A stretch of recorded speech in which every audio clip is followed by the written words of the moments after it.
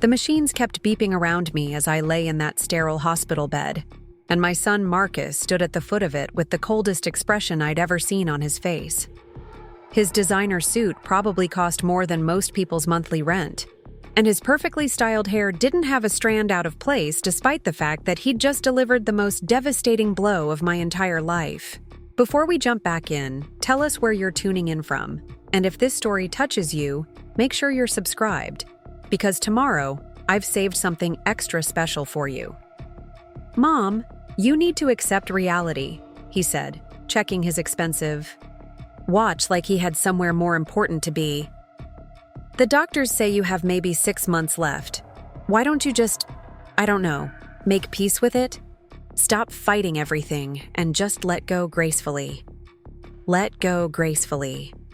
As if the woman who had built a multi-million-dollar empire from absolutely nothing, who had sacrificed everything to give him the privileged life he now took for granted, should just quietly fade away because it was convenient for him. The morphine made everything feel distant and fuzzy, but his words cut through the haze like a knife. "What I'm saying is," Marcus continued, his voice taking on that patronizing tone he'd perfected over the years, "maybe it's time to think about arrangements. You know, transferring assets, making sure everything is properly handled. I've already spoken with the lawyers about setting up the necessary paperwork. Already spoken with lawyers. My own son had been planning my financial funeral before my actual one. I closed my eyes and let him think the medication was making me drowsy. But really, I was trying to process the magnitude of his betrayal. This was the same little boy I used to rock to sleep, the one who used to crawl into my bed during thunderstorms, the one I worked 3 jobs to put through private school. The house, the business, the investments, he was saying to someone else. Now, probably his wife Jennifer, who had been suspiciously absent from my bedside. Once everything is properly transferred, we can start making real decisions about her care. There are some excellent facilities that specialize in this type of situation. Facilities. He was already planning to warehouse me somewhere while he took control of everything I'd built. The company I'd started in our garage when he was 10 years old, working 18-hour days while he slept safely in his bed upstairs. The real estate portfolio I'd assembled piece by piece, reinvesting every penny instead of buying myself the luxuries other successful women enjoyed.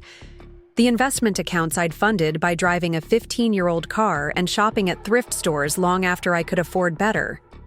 I suppose I should start from the beginning, from the moment my life took a turn that would test everything I thought I knew about family, loyalty, and survival.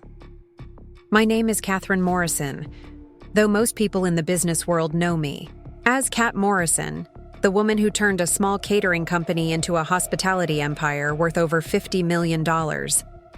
But lying in that hospital bed 6 months ago, listening to my only child discuss my assets like I was already dead, I realized that all my success meant nothing if the person I'd sacrificed everything for had become someone I no longer recognized. The cancer diagnosis had come like a lightning bolt on what should have been one of the happiest days of my life. I'd just signed the contract for my biggest acquisition yet, a chain of boutique hotels that would triple my company's value. I was supposed to be celebrating, but instead I was sitting in Dr. Williams' office listening to words like aggressive, metastasized, and limited time frame. Stage 4. Pancreatic cancer, he'd said with the kind of gentle professional sympathy that doctors perfect over years of delivering devastating news. I'd driven home in a daze that day, my hands shaking as I gripped the steering wheel of the Mercedes I'd finally allowed myself to buy just 2 years earlier. The irony wasn't lost on me that I'd spent decades building wealth I might not live to enjoy. But my first thought wasn't about myself or what I'd miss, or even the treatments I'd have to endure. My first thought was about Marcus and how I'd tell him, how I'd help him understand that everything I'd built was his heritage, his security, his future. How naive I'd been. Marcus lived in a sprawling mansion in the most exclusive neighborhood in the city, the kind of place where the driveways were longer than most people's entire properties. I'd bought it for him and Jennifer as a wedding gift 5 years earlier, just like I'd paid for the wedding itself, the honeymoon in Europe, and the luxury cars in their garage. When I'd started my business, I'd promised myself that my child would never want for anything, that he'd have all the opportunities I'd never had growing up in a trailer park with a mother who worked 3 minimum wage jobs just to keep food on the table. Jennifer answered the door that evening, her perfectly manicured nails clicking against her wine glass as she looked me up and down with barely concealed irritation. My daughter-in-law had never liked me, though she'd certainly enjoyed the benefits of my success. The designer clothes, the exotic vacations, the country club membership I'd paid for, the credit cards with no limits that I'd given them access to for emergencies that seemed to happen with suspicious frequency. "Kat," she said, not bothering, to invite me in despite the fact that I was standing on their doorstep in the rain. "Marcus is in his study. He's been in a mood all day, so maybe keep it brief?" Keep it brief. I was about to tell my son I was dying, and his wife was asking me to keep it brief. I should have recognized the warning signs then, the way Jennifer's eyes lit up with a strange excitement when I mentioned I had important news to share, the way Marcus barely looked up from his computer when I entered his study, the way neither of them seemed particularly surprised or devastated when I finally managed to get the words out. "Cancer," Marcus had repeated, leaning back in his leather chair like I'd just told him about a minor inconvenience. "Well, that's really unfortunate timing." Unfortunate timing. Not devastating or tragic or heartbreaking. Unfortunate timing, like I'd gotten sick deliberately to disrupt his schedule. Jennifer had appeared in the doorway almost immediately, as if she'd been listening outside, and the look that passed between them should have told me everything I needed to know about what was coming next. "What's the prognosis?" Jennifer had asked, and there was something in her tone that made my skin crawl. Not concern or fear or sadness, but something calculating and cold. I'd explained what the doctors had told me about the treatment options and the statistics and the timeline we were looking at. 6 months to 2 years if I was lucky and responded well to aggressive treatment. Maybe longer if I was willing to try experimental therapies, though the quality of life would be questionable. 2 years, Marcus had mused, tapping his fingers against his desk in a rhythm that somehow felt ominous. That's not very long to get affairs in order. Affairs in order.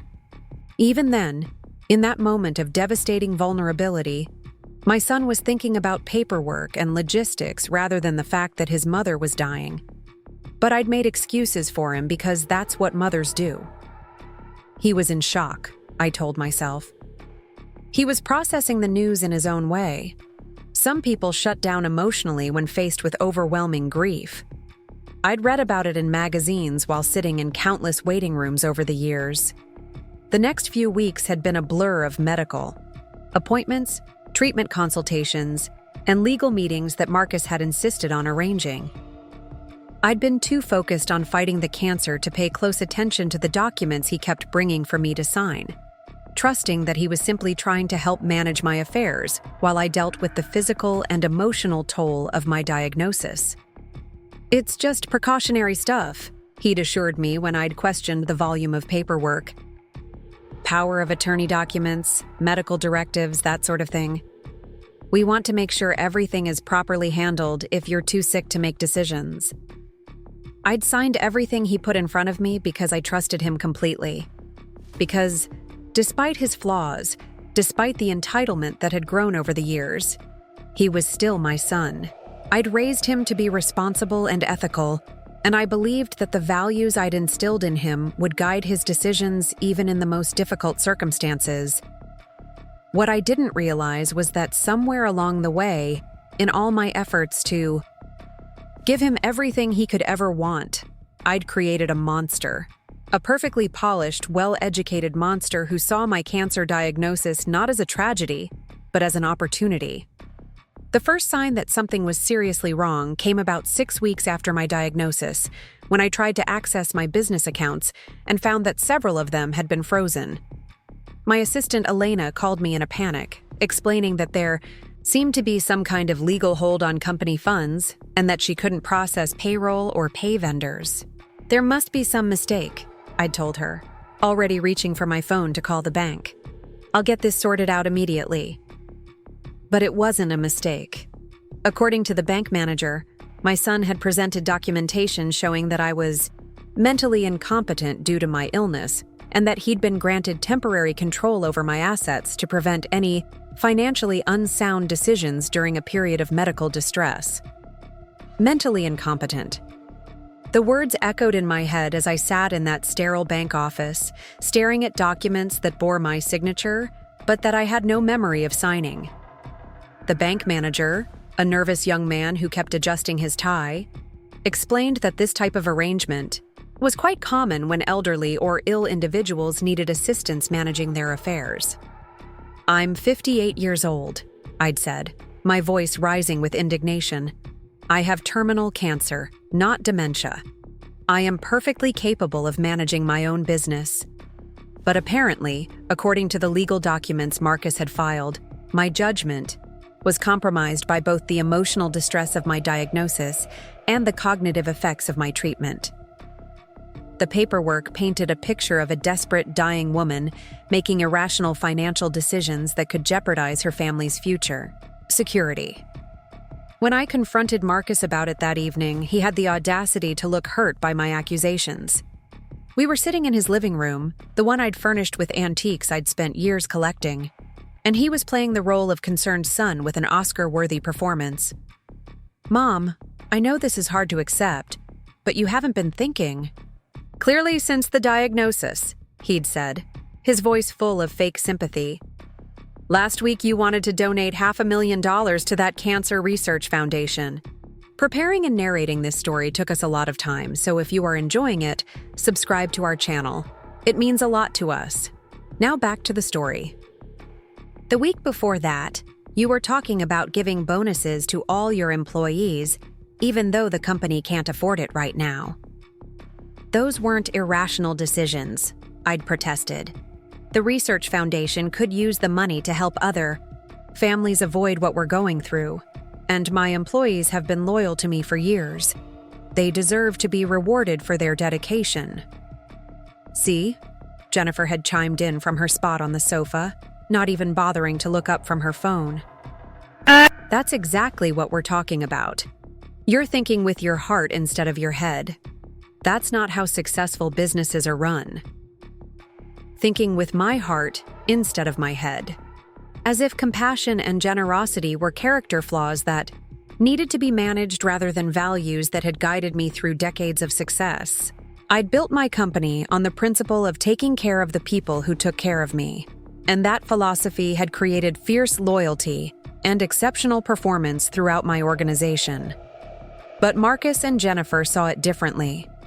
They saw my employees as expenses to be minimized rather than assets to be valued. They saw my charitable contributions as wasteful spending rather than investments in the community that had supported my business. They saw everything I'd built through the lens of personal profit rather than shared success. "The point is," Marcus had continued, "I'm just trying to protect what you've worked so hard to build. When you're gone, I want to make sure your legacy continues in a way that would make you proud. Your legacy." Even then, he was talking about my death like it was a foregone conclusion, like I was already just a memory to be managed rather than a living person fighting for her life. And the way he said legacy made it clear that he had very specific ideas about what that should look like. Ideas that apparently didn't include the values and principles that had actually built the empire he was so eager to inherit. That night, I'd gone home to my empty house and sat in my study surrounded by awards and photos documenting 30 years of business success. On the walls were pictures of ribbon cuttings and charity galas, employee appreciation dinners and industry, conferences where I'd been recognized for my contributions to the hospitality sector. There were letters from grateful clients and thank you notes from community organizations I'd supported over the years. But none of it seemed to matter anymore. All my achievements, all the relationships I'd built, all the positive impact I'd tried to have on the world around me. It was all being systematically dismantled by the person I'd loved most in the world. The child I'd sacrificed everything for was methodically erasing everything I'd stood for in pursuit of nothing more than personal wealth. I'd started my company with $1,000 and a dream to prove that a woman from a trailer park could build something meaningful. I'd worked 7 days a week for the first 5 years, taking on every catering job I could find, no matter how small or difficult. I'd slept on the office floor more nights than I could count during the early years, reinvesting every penny back into the business instead of spending it on myself.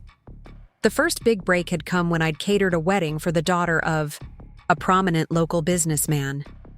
The event had been a disaster waiting to happen, with a kitchen fire at the original venue forcing a last-minute location change and a thunderstorm that threatened to ruin the outdoor ceremony. But I'd pulled off a miracle, coordinating with multiple vendors to create a beautiful reception in a hotel ballroom with just 4 hours' notice. The father of the bride had been so impressed that he'd recommended my services to his entire network of wealthy friends and business associates. Within 6 months, I was catering corporate events and high-end social functions throughout the city. Within 2 years, I'd opened my first restaurant. Within 5 years, I'd expanded into event planning and hotel management. Every expansion had been carefully calculated and strategically planned. I'd never taken unnecessary risks or made impulsive decisions driven by emotion rather than logic. I'd built my reputation on reliability, quality, and innovation, always delivering more than my clients expected and treating my employees with the respect and consideration they deserved. And through it all, Marcus had been my motivation and my inspiration. When I worked 18-hour days, I pictured him graduating from the best universities. When I reinvested profits instead of taking them as personal income, I imagined the opportunities he'd have that I'd never had.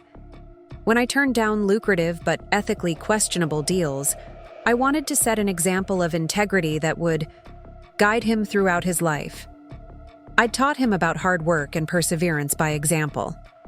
I'd shown him the importance of treating people with dignity and respect, regardless of their position or status. I demonstrated that success wasn't just about accumulating wealth, but about using that wealth to make a positive difference in the world. Or at least, I'd thought I was teaching him those things. Apparently, the lessons he'd actually learned were quite different. The second major blow came 2 weeks later when I discovered that Marcus had convinced my board of directors to remove me as CEO of my own company. The official reason cited in the board resolution was my inability to fulfill my duties due to medical incapacitation, but the real reason became clear when I saw who they'd appointed as my replacement. Marcus Morrison, my 32-year-old son who had never worked a day in his life outside of the occasional summer internship I'd arranged for him at partner companies. The same man who had refused my offers of employment at Morrison Hospitality for years, claiming that working for his mother would be beneath his dignity and that he needed to make his own way in the world.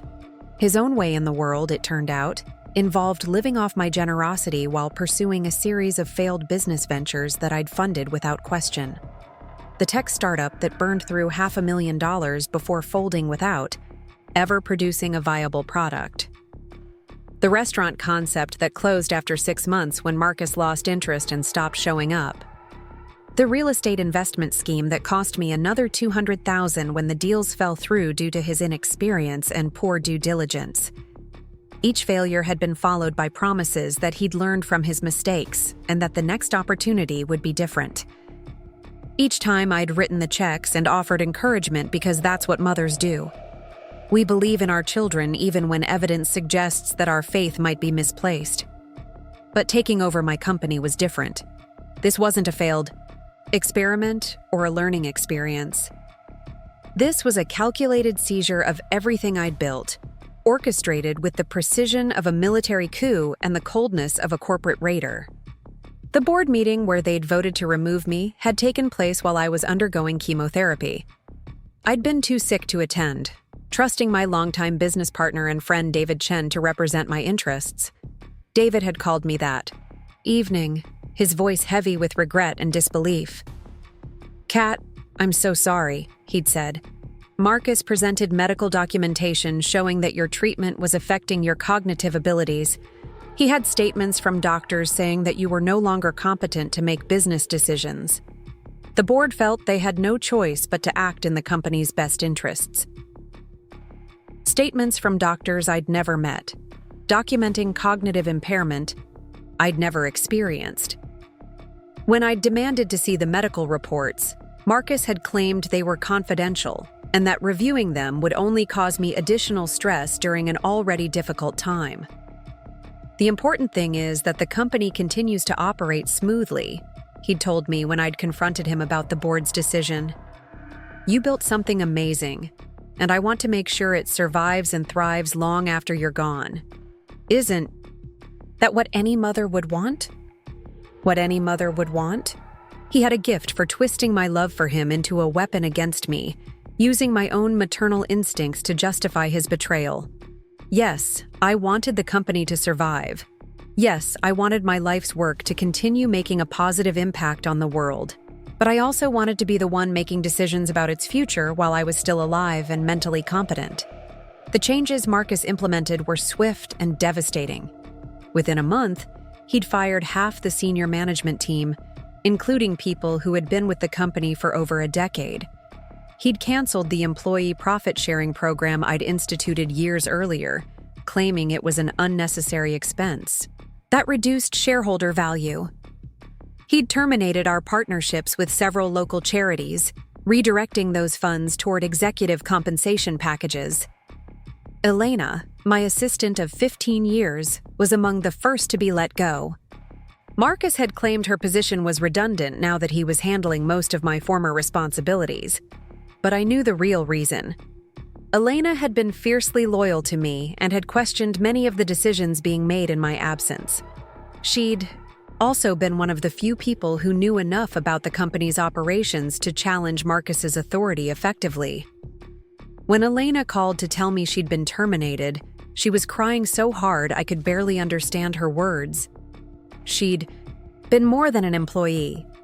She'd been a trusted friend and confidant who had shared in both the struggles and triumphs of building the business. Losing her job meant losing her health insurance just when her husband was facing his own medical challenges. "I tried to fight it," she'd sobbed into the phone. "I told them this wasn't what you would have wanted, that you'd built this company on treating people with respect and dignity. But Marcus said things were different now, that the company needed to operate more efficiently." More efficiently. That was Marcus's euphemism for ruthlessly cutting costs and maximizing profits without regard for the human consequences. The company I'd built on principles of compassion and community responsibility was being transformed into exactly the kind of soulless corporation I'd spent my career trying not to become. But the cruelest cut of all came when I learned about the changes Marcus had made to the company's mission statement and core values. The principles I'd carefully crafted over 3 decades, the words that had guided every major decision and shaped the culture of the organization, had been replaced with generic corporate speak about maximizing shareholder value and achieving operational excellence. Gone were the commitments to employee welfare and community engagement. Gone were the promises to conduct business with integrity and transparency. Gone was any mention of using our success to make a positive difference in the world around us. In their place were bland statements about profitability and efficiency that could have been copied from any business school textbook. It was like watching someone systematically erase my identity, replacing everything I stood for with hollow corporate platitudes that meant nothing. Marcus wasn't just stealing my company, he was destroying the legacy I'd spent my entire adult life building. The final insult came when I discovered that he'd moved into my office, the one I'd designed and furnished myself with carefully chosen artwork and mementos from significant moments in the company's history. The photos of groundbreaking ceremonies and employee celebrations had been replaced with generic landscape prints. The awards and recognition plaques had been moved to a storage room.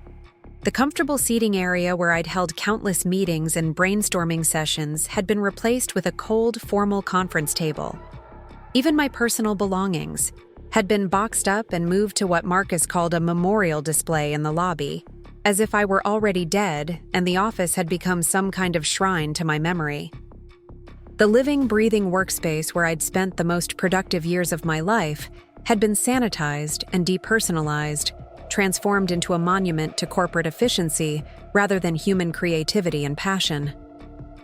When I'd tried to visit the office to retrieve some personal items, security had informed me that I was no longer authorized to enter the building without an appointment and escort. My own company, the one I'd built from nothing, had become a fortress designed to keep me out. Standing in that parking lot, looking up at the building where I'd invested so much of my life and energy, I felt something shift inside me. The grief and betrayal that had been consuming me for weeks began to transform into something else, something harder and more focused. My son thought he could erase me while I was still alive, thought he could rewrite history to suit his own purposes. He was about to learn that he'd seriously underestimated his mother. That night, I sat at my kitchen table with a legal pad and began making lists. Everything Marcus had taken from me, every person he'd wronged in my name, every principle he'd violated in his pursuit of power and profit. If I only had months left to live, I was going to make sure they counted. The first call I made was to Patricia Williams, an attorney who specialized in corporate law and elder abuse. Patricia and I had met at various business functions over the years, and I'd always respected her reputation for tenacity and ethical practice. When I explained my situation, there was a long pause before she spoke. "Kat, what you're describing sounds like a carefully orchestrated financial exploitation scheme," she'd said, her voice grave with concern. "The medical documentation, the competency challenges, the rapid transfer of assets and authority, it's a textbook case of elder abuse. The fact that it's being perpetrated by your own son makes it particularly heartbreaking, but not uncommon." Elder abuse. The term made me wince because it seemed to emphasize my age and vulnerability rather than my experience and competence. But Patricia explained that the legal definition was broader than I'd realized, encompassing any situation where someone in a position of trust exploited an older person's resources or authority for personal gain. The good news is that if we can prove the medical documentation was fraudulent, or that you were coerced into signing legal documents while under duress, we have grounds to challenge everything, Patricia had continued. The bad news is that these cases can be extremely complex and time-consuming. Given your health situation, we need to move quickly and strategically. Quickly and strategically. Those words became my mantra over the following weeks as I began the process of fighting back against my son's betrayal. Patricia assembled a team of investigators and legal experts who began the painstaking process of documenting the fraud and gathering evidence of Marcus's deception. The medical records were the first breakthrough. Patricia's investigators discovered that the doctors who had supposedly declared me mentally incompetent had never actually examined me. Their signatures had been forged on documents that described symptoms and cognitive impairments I'd never experienced. The entire foundation of Marcus's legal authority over my affairs was built on fabricated medical evidence. But proving forgery and fraud was only the beginning. We also needed to demonstrate that I was mentally competent and capable of managing my own affairs, which meant subjecting myself to extensive psychological and cognitive testing. For someone facing terminal cancer, the irony of having to prove my mental fitness to reclaim control of my own life was both absurd and infuriating. The tests themselves were exhausting, but ultimately vindicating. Dr. Sarah Chen, a neuropsychologist who specialized in evaluating cognitive function in cancer patients, administered a comprehensive battery of assessments that confirmed what I already knew. My mind was as sharp as it had ever been. "Your cognitive abilities are well within normal ranges for someone your age," Dr. Chen had told me after reviewing the results. There's no evidence of any impairment that would prevent you from making informed decisions about your personal or business affairs. In fact, your scores on several executive function measures are above average. Above average. Despite everything Marcus had put me through, despite the stress of fighting cancer while fighting my own son, my mind remained clear and focused. I wasn't the confused, desperate woman his forged documents had portrayed. I was still the same, strategic thinker who had built a multi-million-dollar empire through careful planning and calculated risk-taking. Armed with legitimate medical evidence of my competency, Patricia filed motions to reverse the guardianship orders and restore my legal authority over my assets. But Marcus and his lawyers weren't going to give up without a fight. They filed counter motions claiming that I was being manipulated by unscrupulous attorneys who were taking advantage of my illness for their own financial gain. The legal battle that followed was brutal and public in ways I'd never imagined. Local news outlets picked up the story of the prominent businesswoman fighting her own son for control of her empire, and the coverage was often sensationalized and inaccurate. Headlines like "Dying Mother's Last Stand" and "Family Fortune Fight" reduced the complex issues of elder abuse and corporate fraud to tabloid entertainment. Marcus played his role perfectly in the media circus, presenting himself as a devoted son trying to protect his ailing mother from making destructive decisions. He gave interviews where he spoke tearfully about watching me deteriorate and feeling obligated to step in for my own protection. He painted himself as the reluctant hero of a tragic family story, forced to make difficult decisions for the greater good. Jennifer was equally effective in her supporting role, appearing at Marcus's side during court proceedings and press conferences. With the perfect combination of elegance and sympathy, she spoke eloquently about the challenges of watching a loved one face terminal illness and the difficult balance between respecting someone's autonomy and protecting them from harm. They were a polished, attractive couple, fighting for what they claimed was their family's survival against a system that didn't understand the complexities of their situation. I, on the other hand, was the sick old woman desperately clinging to power and refusing to accept reality. The optics were terrible, and I could see how the narrative was being shaped against me in the court of public opinion. But I had something Marcus didn't have: the truth, and an increasingly large group of people who were willing to fight for it. Elena was the first former employee to come forward with testimony about the changes Marcus had made to the company and the people he'd hurt in the process. Her detailed documentation of meetings and decisions provided crucial evidence of how he'd systematically dismantled the culture and values I'd spent decades building. Soon, others followed. David Chen testified about the board meeting where Marcus had presented fraudulent medical evidence. Former managers described the fear and uncertainty that had gripped the company as loyal employees were fired and programs were eliminated. Vendors and partners shared stories of how Marcus's new policies had damaged long-standing relationships built on trust and mutual respect. Most powerfully, several of the charity organizations that had lost funding testified about the impact of Marcus's cuts on their programs. The homeless shelter that had to close its job training program, the scholarship fund that could no longer help disadvantaged students attend college, the food bank that had to reduce services to families in need. These weren't abstract business decisions. They were choices that affected real people's lives in concrete and devastating ways. Marcus's pursuit of increased profits had come at the cost of community programs that provided essential services to the most vulnerable members of our society. As the evidence mounted, the story that emerged was far different from the one Marcus and Jennifer had been telling. This wasn't a concerned son protecting an incompetent mother. This was a calculated scheme to seize control of valuable assets through fraud and manipulation. The medical documents were fake, the competency claims were baseless, and the corporate changes were designed to maximize personal profit rather than protect company interests. But perhaps the most damning evidence came from an unexpected source: Marcus's own communications. Patricia's investigators had obtained access to his email and text messages through the legal discovery process, and what they found revealed the true nature of his motivations and methods.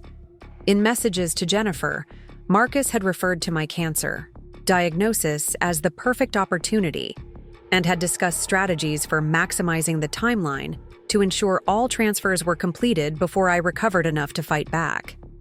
He'd joked about my naive idealism and had mocked the employee, programs and charitable initiatives that I'd considered essential to the company's mission. Most chilling were the messages where he'd discussed contingency plans for dealing with my potential recovery. If the cancer treatments were more successful than expected, he'd written, they would need to explore other options for maintaining control. The implications were terrifying and suggested that my son was prepared to go to extreme lengths to prevent me from reclaiming my authority. Reading those messages was like discovering that the child I'd raised and loved had been replaced by a stranger who viewed me not as his mother, but as an obstacle to be overcome. The casual cruelty of his words, the complete absence of any affection or concern for my well-being, the cold calculation behind every decision, it all painted a picture of someone I didn't recognize as my son. But it also clarified something important for me. This wasn't a family dispute that could be resolved through compromise or mediation. This was a war, and Marcus had chosen to be my enemy.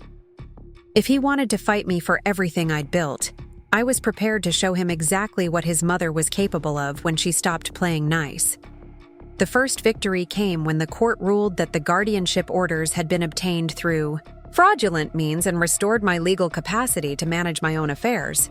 Judge Morrison, no relation, despite the name, had been scathing in her assessment of the forged medical documents and had ordered a criminal investigation into the fraud. But getting my legal rights back was only the beginning. I still needed to regain operational control of my company, and Marcus wasn't going to surrender that without an even bigger fight. The smell of expensive coffee filled the conference room at Morrison Hospitality as I walked through the doors for the first time in 3 months. It felt surreal being back in my own building, having to be escorted by security guards as if I were a visitor rather than the woman who had signed the lease on this space 15 years ago. My hands trembled slightly as I gripped my briefcase, not from the chemotherapy this time, but from pure adrenaline. Marcus sat at the head of the conference table where I used to conduct board meetings, his posture radiating the kind of confidence that comes from believing you've already won. He'd gained weight since taking over the company, his face fuller, and his expensive suit fitting more snugly than it should have. Success, it seemed, had made him soft in more ways than one. Jennifer sat to his right, her designer handbag positioned perfectly on the mahogany surface, and her manicured fingers drumming impatiently against her phone. She barely looked up when I entered, as if acknowledging my presence would somehow diminish her position in this new hierarchy they'd created. The emergency board meeting had been called at Patricia's insistence, armed with the court order that declared me legally competent and the mounting evidence of fraud that surrounded my removal. But I could see from the faces around the table that this wasn't going to be the triumphant return I'd hoped for. David Chen looked uncomfortable in his seat, avoiding eye contact as he shuffled through papers that probably contained more bad news. The other board members, people I'd known and worked with for years, seemed to be studying the grain of the wood table as if it held the secrets of the universe. Only Dr. Patricia Morrison from the local hospital board met my gaze directly, and what I saw there was a mixture of sympathy and concern that made my stomach clench. "Well," Marcus said, finally looking up from his laptop with a smile that didn't reach his eyes, "I suppose we should get started since everyone's here now." Everyone's here now. As if I were late to my own meeting, as if my presence was an inconvenience rather than a legal requirement. I took my seat at the opposite end of the table, the symbolism not lost on anyone in the room. This was no longer my company being run by my son. This had become a battlefield where we were enemies facing each other across enemy lines. Patricia Williams, my attorney, placed a thick folder on the table between us. "Before we begin with any business matters, I need to address the fraudulent documents that were used to remove Mrs. Morrison from her position as CEO. The court has..." ruled that the medical evidence was fabricated and that Mrs. Morrison was never mentally incompetent to manage her affairs. The silence that followed was deafening. I watched as several board members shifted uncomfortably in their chairs, probably realizing for the first time that they'd been manipulated into participating in what amounted to corporate theft. Dr. Morrison looked particularly disturbed, no doubt understanding the professional implications of falsified medical records. "That's unfortunate," Marcus said, his tone suggesting he was discussing a minor scheduling conflict rather than criminal fraud. "But the fact remains that the company has been operating successfully under new leadership for the past several months. Any disruption to current operations could damage employee morale and client relationships." Disruption to current operations. I almost laughed at the audacity of it. He was arguing that committing fraud was acceptable as long as it was profitable, that theft was justified if it produced positive quarterly results. This from the son I'd raised to understand the difference between right and wrong. The child I'd taught that integrity was more important than immediate gratification. "Let's look at exactly how successful these operations have been," Patricia said, opening her folder and distributing copies of financial documents to everyone at the table. "Mrs. Morrison's investigators have uncovered some interesting patterns in the company's recent financial activity." The first document showed a series of large payments to consulting firms I'd never heard of. Companies with generic names like Strategic Business Solutions and Corporate Efficiency Partners. The amounts were staggering, totaling over $2 million in just 3 months.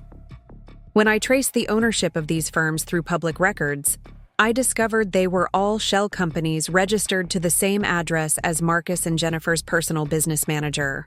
The second document revealed that the employee profit-sharing program hadn't just been canceled. The funds that should have been distributed to workers had been redirected into executive bonuses that went primarily to Marcus himself. Over $800,000 that should have gone to the people who actually generated the company's revenue had instead been pocketed by the man who'd taken control through fraud. The third document was perhaps the most infuriating. It showed that several of the charitable commitments I'd made over the years hadn't just been canceled. Marcus had actually demanded refunds from organizations that had already received donations, claiming the original gifts had been made without proper authorization. The homeless shelter had been forced to return $50,000 they'd already spent on renovations. The scholarship fund had to cancel awards that had already been promised to deserving students.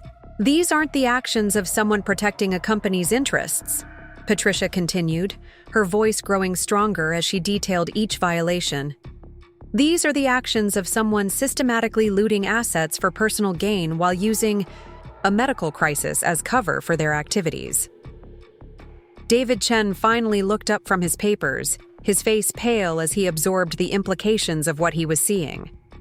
"Marcus, is this accurate? Did you really demand refunds from charities?" "Those donations were made without proper board approval," Marcus replied smoothly, as if he'd been prepared for this question. "As fiduciary responsible for the company's assets, I had an obligation to recover funds that were distributed inappropriately. My charitable giving, which had been a cornerstone of the company's identity for decades, was now being characterized as inappropriate. The relationships I'd built with community organizations, the trust I'd established through consistent support of local causes, the positive reputation that had attracted both customers and quality employees, all of that was being dismissed as poor business judgment." "And the consulting fees?"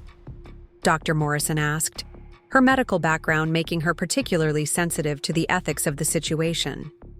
$2 million seems excessive for a company this size, especially for firms that don't appear to have any track record of success. "Business restructuring requires specialized expertise," Jennifer interjected, speaking for the first time since I'd arrived. "The consulting fees represent investments in operational improvements that will generate long-term value for shareholders." Long-term value for shareholders. She spoke the corporate buzzwords with practiced ease, but I noticed she avoided mentioning that the primary shareholders were Marcus and Jennifer themselves, thanks to the stock transfers that had been executed, while I was supposedly incompetent. They were paying themselves millions of dollars in consulting fees with money they'd stolen from my company. The room fell silent as everyone absorbed the magnitude of what had been revealed. These weren't minor accounting irregularities or questionable business decisions. This was systematic embezzlement disguised as corporate management. Marcus hadn't just taken control of my company. He'd been using it as his personal piggy bank while dismantling everything I'd built. But I could see from the expressions around the table that knowledge of the crimes wasn't going to be enough to resolve this situation quickly.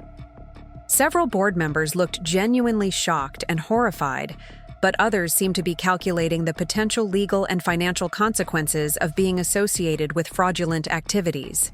Fear was beginning to replace sympathy as the primary emotion in the room. "The question now," Patricia said, closing her folder with a decisive snap, "is what this board intends to do with this information. Mrs. Morrison has the legal right to resume her position as CEO immediately.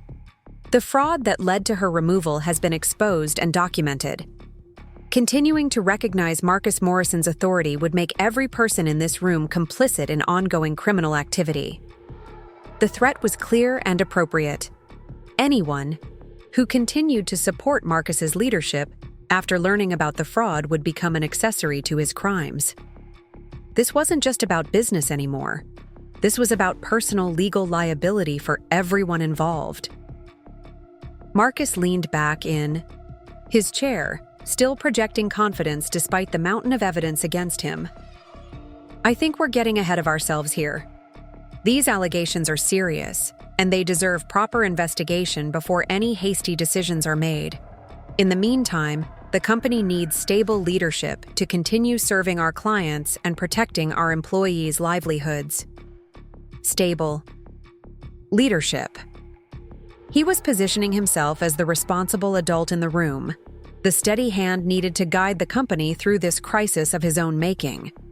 It was a masterful piece of manipulation, appealing to the board's business instincts while completely ignoring the ethical and legal implications of his actions.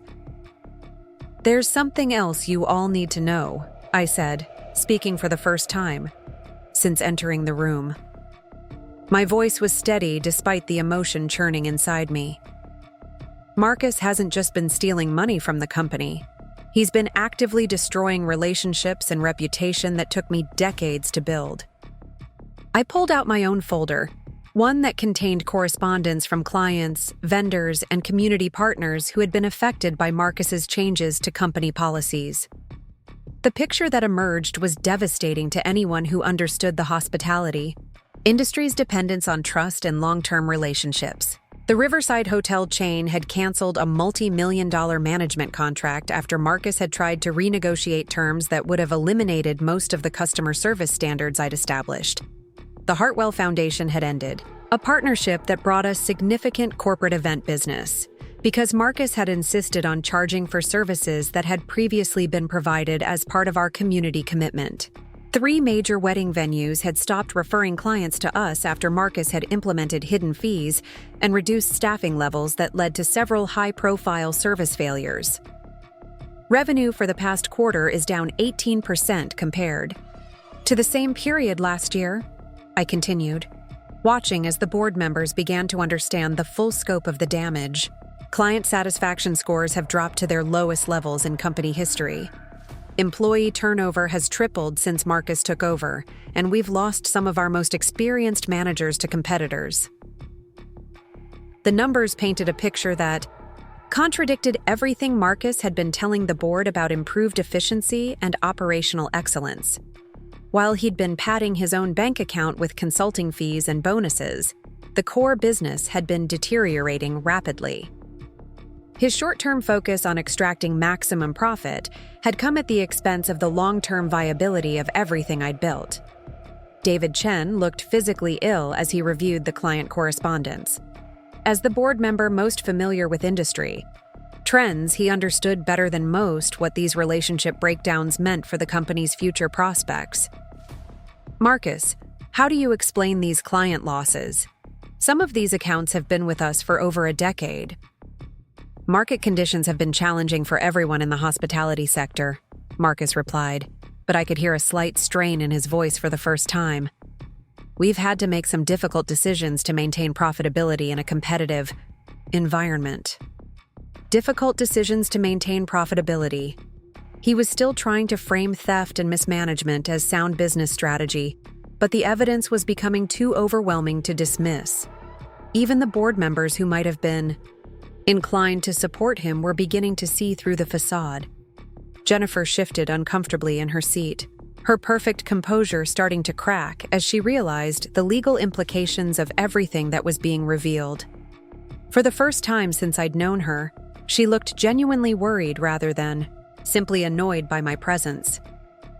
"There's one more thing," Patricia said, producing a final document that made my heart race with anticipation. Mrs. Morrison's investigators have discovered that Marcus has been in discussions with Consolidated Hospitality Group about a potential sale of Morrison Hospitality assets. The gasp that went around the table was audible. Consolidated was our biggest competitor, a corporate giant known for acquiring smaller companies and stripping them for parts. They had no interest in preserving company culture or maintaining community relationships. They specialized in extracting maximum value through layoffs, facility closures, and brand elimination. The preliminary purchase agreement shows a sale, price of $42 million for assets that are conservatively valued at over $70 million, Patricia continued. Marcus would personally receive a $15 million finder's fee for facilitating the transaction, while the company's employees would lose their jobs and the Morrison Hospitality brand would be eliminated entirely. The room erupted into shocked conversations as board members began to grasp the full scope of Marcus's betrayal. He wasn't just stealing from the company. He was planning to destroy it completely for personal profit. Everything I'd built, every job I'd created, every relationship I'd fostered, all of it would be sacrificed so that Marcus could walk away, with enough money to live comfortably for the rest of his life. "That's a preliminary discussion document," Marcus said, his voice rising slightly as he tried to regain control of the narrative. "I was exploring all options for maximizing shareholder value in an uncertain market environment. No final decisions have been made." Maximizing shareholder value. The fact that he was the primary shareholder made his motivations crystal clear. This wasn't about protecting the company or its stakeholders. This was about cashing out at the expense of everyone else who depended on Morrison Hospitality for their livelihoods. Dr. Morrison stood up abruptly, her face flushed with anger.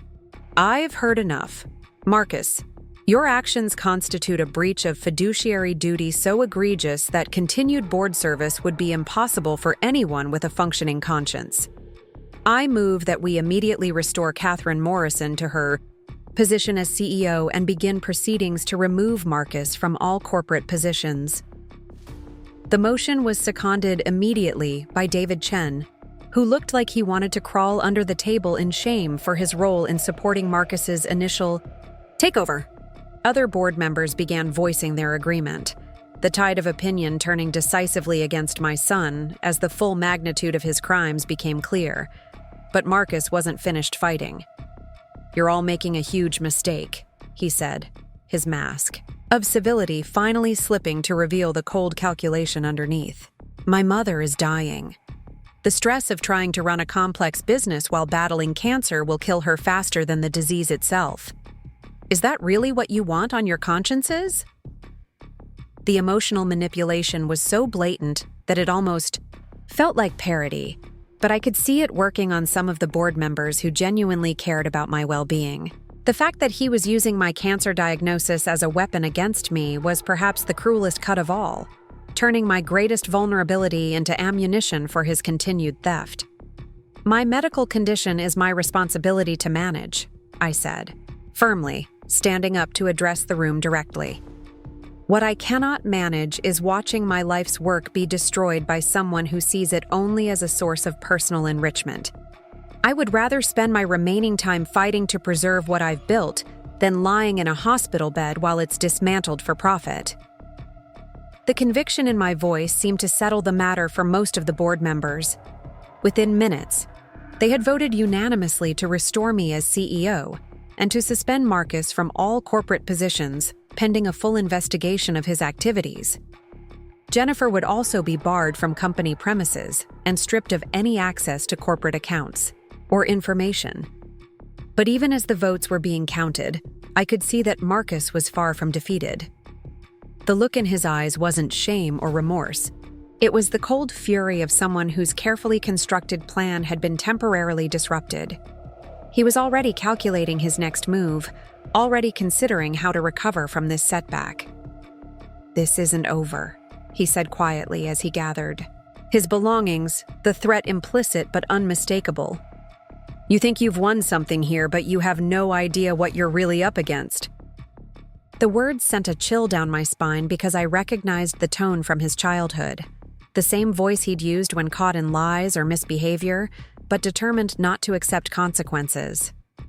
Marcus had always been a child who escalated conflicts, rather than accepting defeat, and 32 years of life experience had only made him more sophisticated in his methods of retaliation.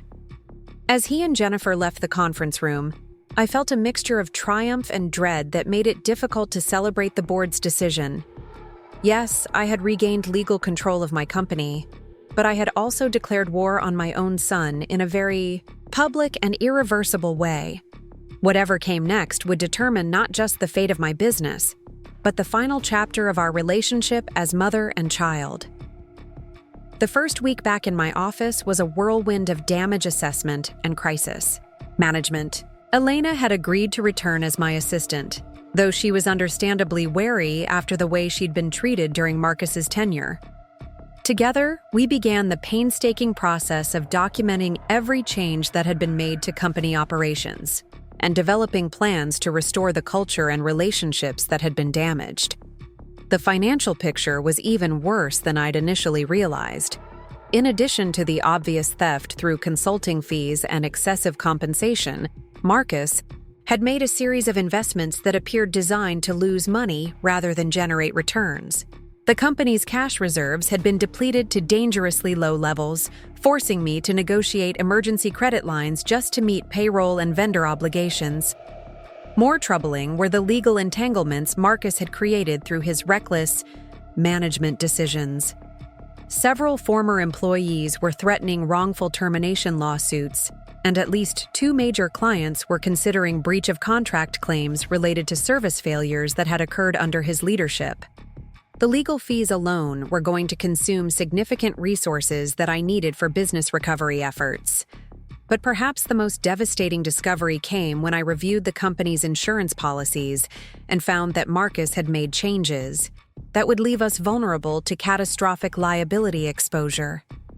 The coverage limits had been reduced to save money on premiums, and several critical types of protection had been eliminated entirely. If we faced a major lawsuit or property damage claim, the company could be bankrupted. It's almost like he was systematically weakening the business to make it easier to sell to Consolidated, Elena observed as we worked through the insurance documents late one evening. Every change he made seems designed to reduce the company's value or increase its vulnerability. She was right, and the pattern was too consistent to be accidental. Marcus hadn't just been stealing money. He'd been actively sabotaging the business to justify a fire sale to our competitors. The preliminary purchase agreement with Consolidated made much more sense when viewed as the culmination of a deliberate campaign to destroy Morrison Hospitality's independent viability. The realization filled me with a rage so pure and focused that it surprised me with its intensity. This wasn't just about money or business. This was about a son who was willing to destroy his mother's life work for personal profit. Marcus had looked at everything I'd sacrificed to build and decided it was worth more to him broken than whole. But anger alone wouldn't be enough to save the company or recover from the damage he'd inflicted. I needed allies, resources, and most importantly, time. The cancer was progressing despite aggressive treatment, and I could feel my energy levels declining with each passing week. The irony wasn't lost on me that I was racing against both my son's sabotage efforts and my own mortality. The breakthrough came from an unexpected source. Dr. Sarah Chen, the neuropsychologist who had evaluated my cognitive function, called me at home one evening with information that would change everything about how I understood Marcus's motivations and methods. "Catherine, I've been thinking about your case since our last meeting," she said, her voice carefully professional but tinged with something that sounded like excitement. "I'd like you to consider the possibility that your son's behavior fits a specific psychological profile that we see in cases of financial elder abuse." She explained that certain personality disorders could manifest as an inability to form genuine emotional attachments, combined with sophisticated skills at manipulation and deception. People with these conditions could maintain facades of normalcy for years while systematically exploiting the trust and resources of family members. The pattern you've described, the long-term planning, the emotional manipulation, the complete lack of empathy for the consequences of his actions, it's consistent with antisocial personality disorder, Dr. Chen continued. If that's the case, then his behavior isn't likely to be modified by appeals to conscience or family loyalty. He genuinely doesn't experience those emotions the way most people do. The diagnosis explained so much about Marcus's behavior throughout his life, patterns I'd noticed but dismissed as temporary phases or character flaws that would improve with maturity. His inability to maintain long-term friendships, his casual, cruelty toward animals as a child, his lack of genuine remorse when caught in lies or wrongdoing.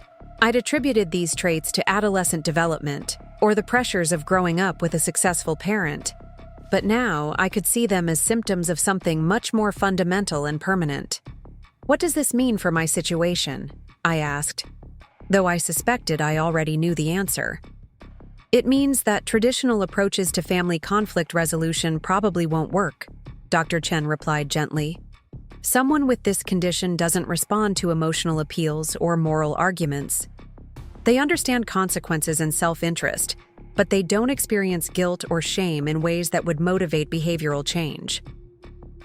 In other words, my son wasn't going to suddenly realize the error of his ways and attempt to make amends. He wasn't going to be moved by appeals to our family bond or concerns about my health.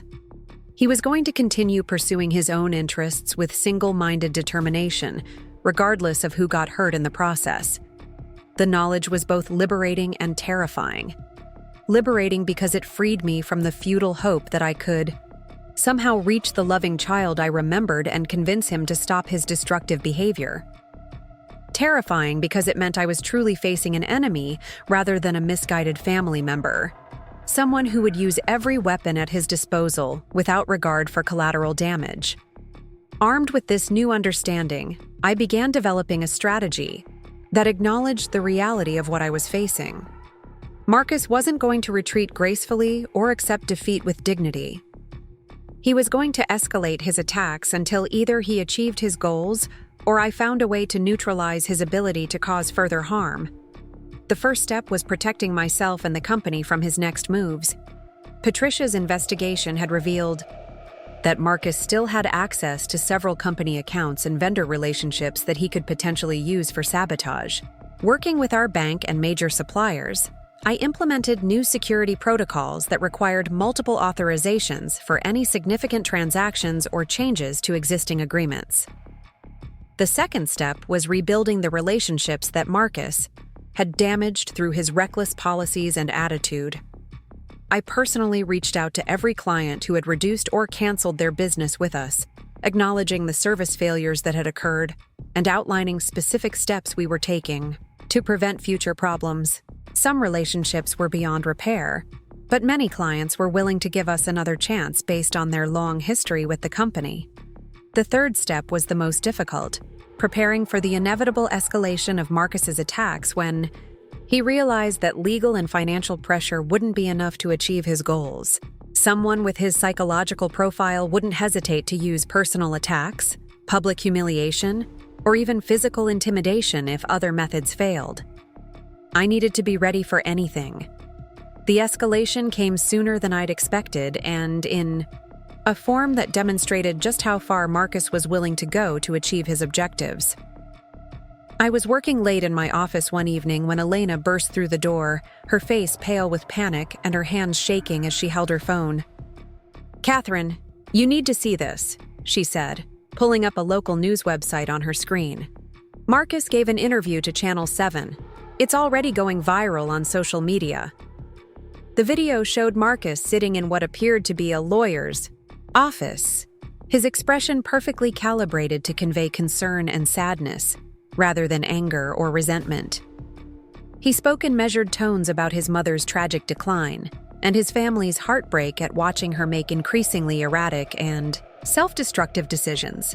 According to Marcus's version of events, I had become paranoid and delusional as a result of my cancer treatment, convinced that family members and business associates were plotting against me. He claimed that my restoration as CEO had been achieved through manipulation of sympathetic board members who didn't understand the full extent of my mental deterioration. The interview was a masterpiece of emotional manipulation, presenting Marcus as a devoted son struggling to balance his love for his mother with his responsibility to protect the employees and clients who depended on the company's stability.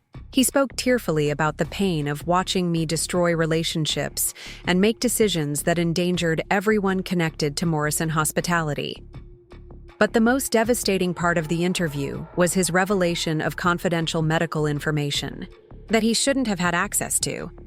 He described specific details about my treatment regimen, prognosis, and side effects in ways that made me sound like a desperate woman clinging to control, while her mind and body failed around her.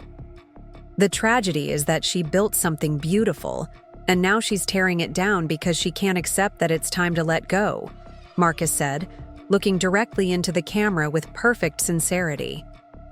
"I just want my mother to find peace in whatever time she has left, but instead she's chosen to spend her final months in conflict and chaos."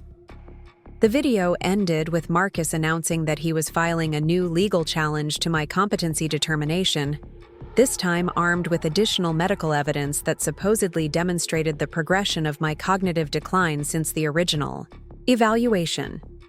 He also revealed that several current employees had contacted him with concerns about my recent behavior and decision-making. Watching the interview felt like being stabbed repeatedly, while the attacker explained to witnesses that the wounds were self-inflicted. Marcus had weaponized my cancer diagnosis, my private medical information, and the natural sympathies people felt for someone facing terminal illness. He'd transformed himself from perpetrator to victim with surgical precision. Within hours, the story was being picked up by regional news outlets and social media influencers who specialized in family drama and corporate intrigue.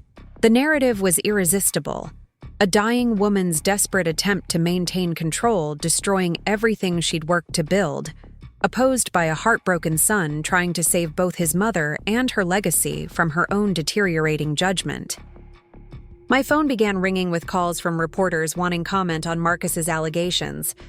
The company's main number was flooded with inquiries from clients and vendors who had seen the interview and were concerned about the stability of their business relationships with us.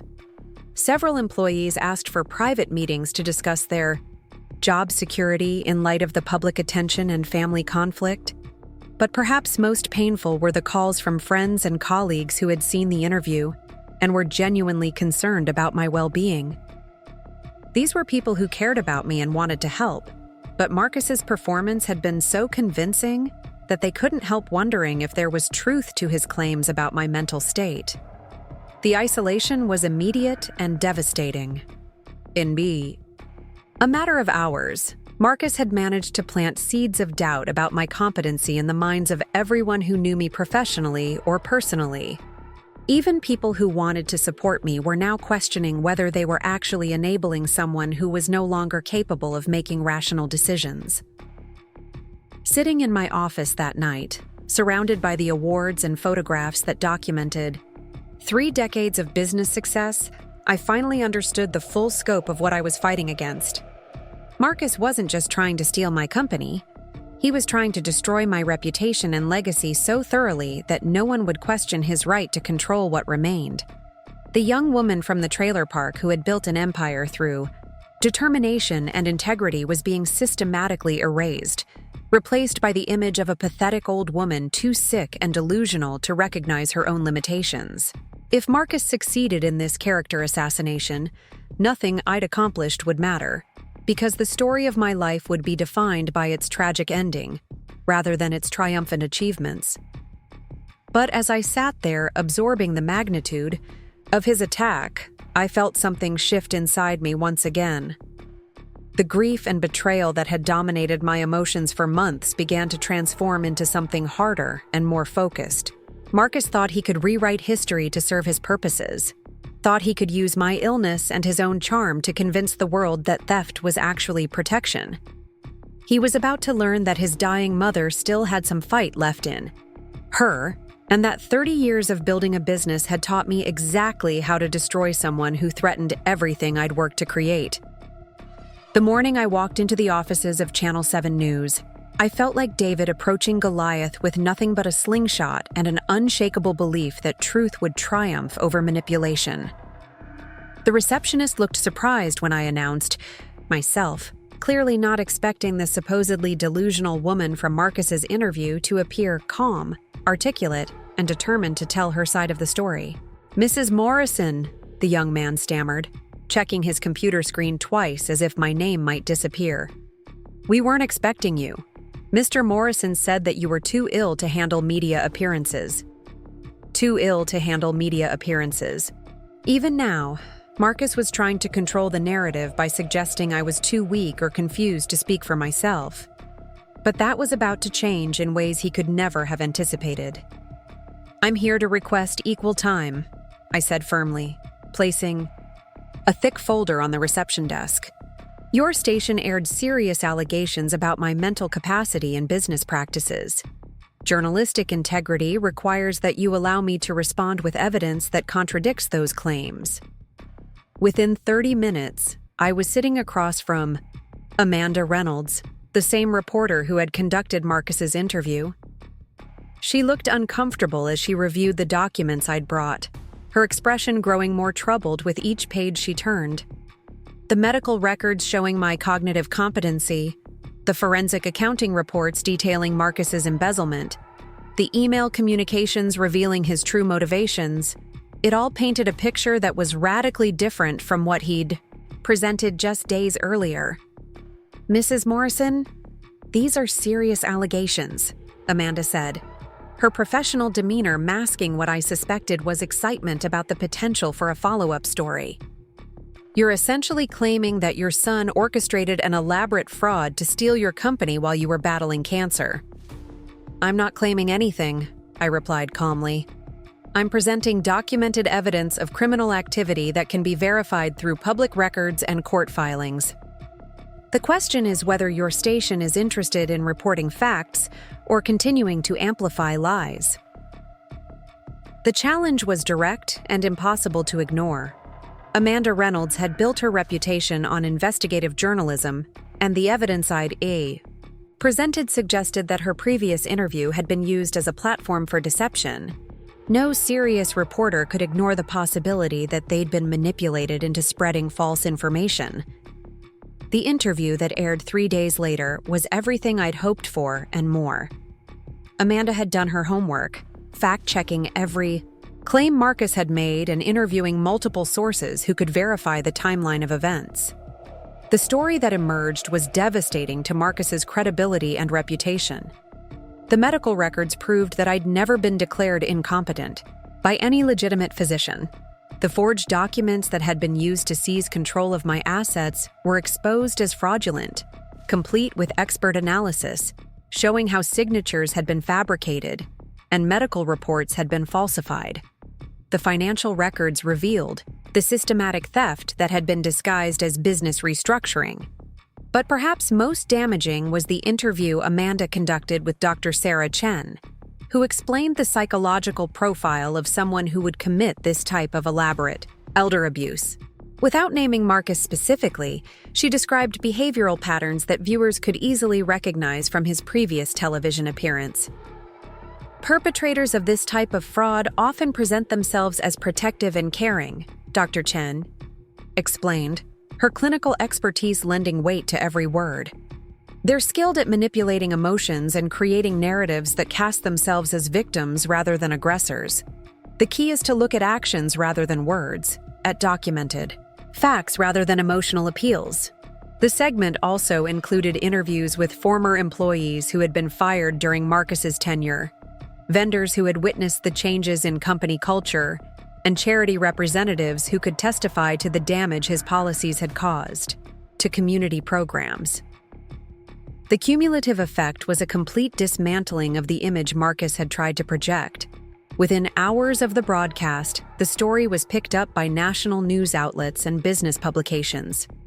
The narrative shifted dramatically from "dying woman destroys her own legacy" to "son exploits mother's cancer diagnosis to steal family business." Social media exploded with outrage over Marcus's manipulation tactics and sympathy for my situation. But more importantly, the broadcast triggered a wave of support from unexpected sources. Former clients began reaching out to offer testimony about the positive impact Morrison Hospitality had made on their events and businesses. Current employees organized themselves to publicly defend the company's reputation and express confidence in my leadership.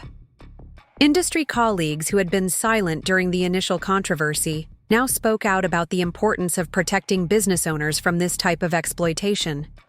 The legal consequences for Marcus were swift and severe. Within a week of the broadcast, criminal charges were filed for fraud, embezzlement, and elder abuse. The evidence was overwhelming, and his previous media appearances had actually made prosecution easier by establishing a clear record of his deceptive statements and manipulative tactics. Jennifer filed for divorce immediately, clearly recognizing that her association with Marcus was about to become a serious liability. The house I'd bought them, the cars I'd provided, the lifestyle I'd funded, all of it disappeared as she distanced herself from the scandal and tried to salvage her own reputation.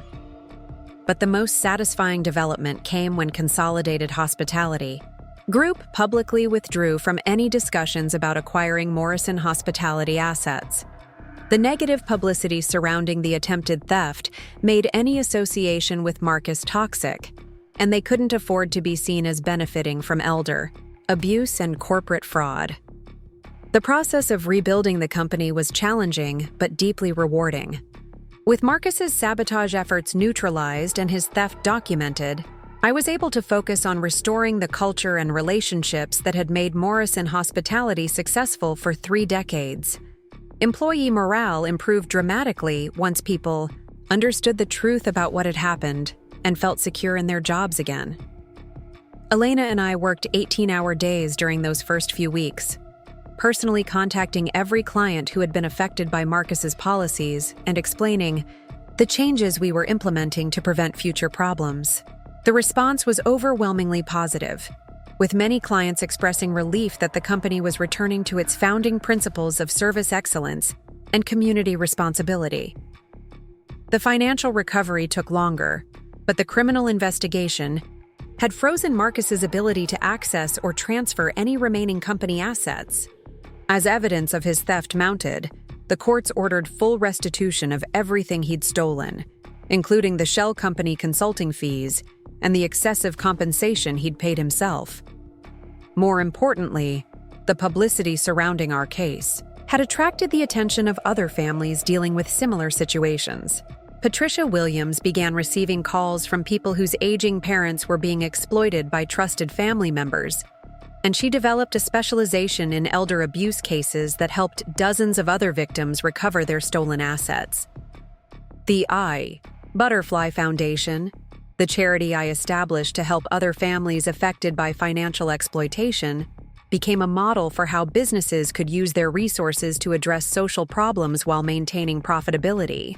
The foundation's work attracted positive media attention that more than offset the negative publicity from Marcus's theft, and several major clients specifically chose Morrison Hospitality because of our commitment to social responsibility. 6. Months after Marcus's arrest, I received a call from the prosecutor handling his case.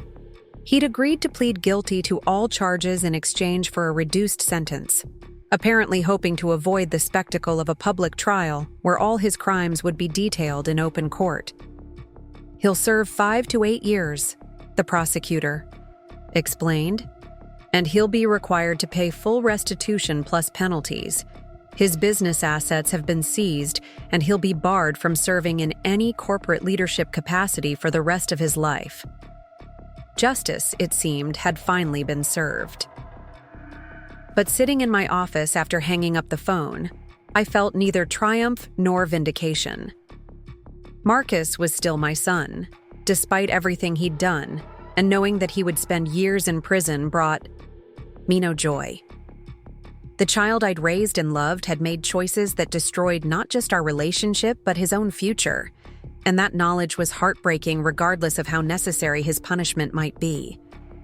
The cancer was progressing despite continued treatment, and my doctors had revised their initial prognosis downward. Instead of the 2 years they'd originally projected, I was now looking at perhaps 6 to 8 months of functional time before the disease would make continued work impossible. But instead of feeling defeated by this news, I found myself energized by the clarity it provided. Every day was precious now, and I was determined to use the time I had left to secure the future of everything I'd built and to ensure that Marcus's attempt to destroy my legacy had failed completely. The succession plan I developed was comprehensive and carefully structured to prevent any future exploitation of the company or its resources. Instead of passing control to a single individual who might repeat Marcus's crimes, I established a trust that would be managed by a board of directors chosen for their integrity and expertise rather than family connections. Elena would become the operational CEO, with David Chen serving as chairman of the board and Dr. Patricia Morrison continuing as a director representing community interests. The structure ensured that no single person could make unilateral decisions about major company policies or asset transfers. More importantly, the trust documents included specific provisions designed to protect the company's founding values and mission. A certain percentage of profits would always be dedicated to charitable giving. Employee welfare programs would be maintained regardless of economic pressures, and any attempt to sell or merge the company would require unanimous board approval, plus community input.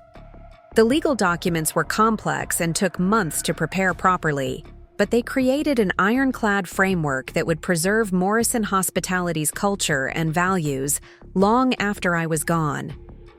Marcus's attempt to steal the company had actually motivated me to create protections that were stronger than anything I'd previously considered necessary.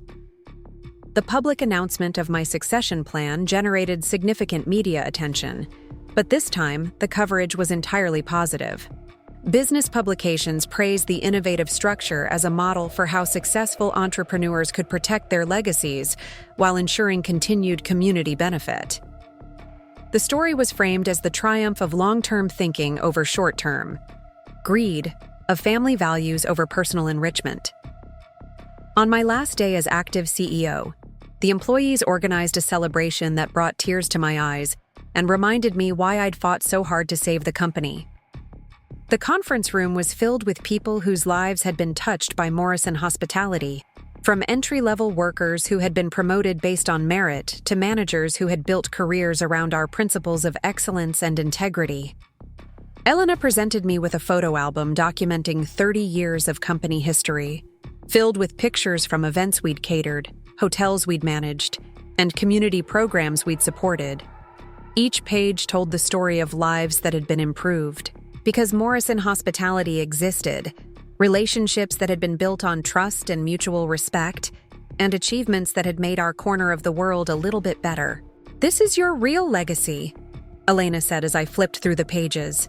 "Not the buildings or the bank accounts or the awards on the wall. It's the people whose lives you've touched and the positive impact you've made on thousands of families over the years." She was right, and looking at those photos helped me understand something important about my relationship with Marcus and the choices he'd made. His attempt to steal the company hadn't been about the money, or even the power. It had been about destroying something that represented values he couldn't understand or appreciate. Marcus had grown up surrounded by success, but had never learned to value the principles that created it. He'd seen the wealth without understanding the work, witnessed the recognition without grasping the integrity that earned it, observed the respect without comprehending the service that generated it. In his mind, the company was nothing more than a collection of assets to be liquidated for personal gain. He'd never understood that Morrison Hospitality's real value lay in its relationships, its reputation, and its role in the community. Those intangible assets couldn't be stolen or sold because they existed in the hearts and minds of people who had been touched by our work. As I cleaned out my office for the final time, I found myself thinking about the woman I'd been when I first started the company. Young, ambitious, and determined to prove that success didn't require compromising your values or stepping on other people. 30 years later, that determination had been tested in ways I could never have imagined, but it had survived intact. The trailer park girl who had built an empire was leaving behind something more valuable than money or property. She was leaving behind proof that integrity could triumph over manipulation, that community could defeat selfishness, and that love expressed through service could create lasting change in the world. Marcus had told me to die in peace, assuming that a dying woman would quietly surrender everything she'd built rather than fight for what she believed in. He'd underestimated the strength that comes from having nothing left to lose and everything worth fighting for. I'd lived long enough to take back everything he'd stolen, but more importantly, I'd lived long enough to ensure that the values he'd tried to destroy would survive and flourish long after both of us were gone. That was a legacy worth dying for, and a victory that made every painful moment of the battle worthwhile. 3 months later, I passed away peacefully in my home, surrounded by friends and colleagues who had become my chosen family. Marcus was still in prison, having been denied permission to attend the funeral due to security concerns. The irony wasn't lost on anyone that the son who had tried to profit from his mother's death wasn't even present when it finally came. But Morrison Hospitality continued to thrive under Elena's leadership, growing stronger each year and expanding its community involvement in ways that honored the founding vision while adapting to changing times. The Butterfly Foundation helped hundreds of other families recover from financial exploitation and established new legal protections for elderly business owners. Most importantly, the story of my fight against Marcus became a cautionary tale that helped other families recognize the warning signs of elder abuse and take action before irreparable damage was done. Speaking engagements, magazine articles, and eventually a book deal spread awareness about these crimes and provided resources for victims who had previously felt hopeless and alone. The young prosecutor who had handled Marcus's case told reporters that my willingness to fight back had changed how his office approached elder abuse investigations. Instead of treating these cases as family disputes best resolved through mediation, they now recognized them as serious crimes requiring aggressive prosecution. In the end, Marcus's attempt to erase my legacy had actually amplified it beyond anything I could have achieved through normal business success. The story of Morrison Hospitality became bigger than one company or one woman's achievement. It became a symbol of resilience, integrity, and the power of refusing to surrender in the face of betrayal. My son had told me to die in peace, but instead, I had lived long enough to ensure that the values I'd spent a lifetime building would outlast any attempt to destroy them. That was a peace worth fighting for, and a victory that transformed even death into triumph. Up next, you've got 2 more standout stories right on your screen. If this one hit the mark, you won't want to pass these up. Just click and check them out.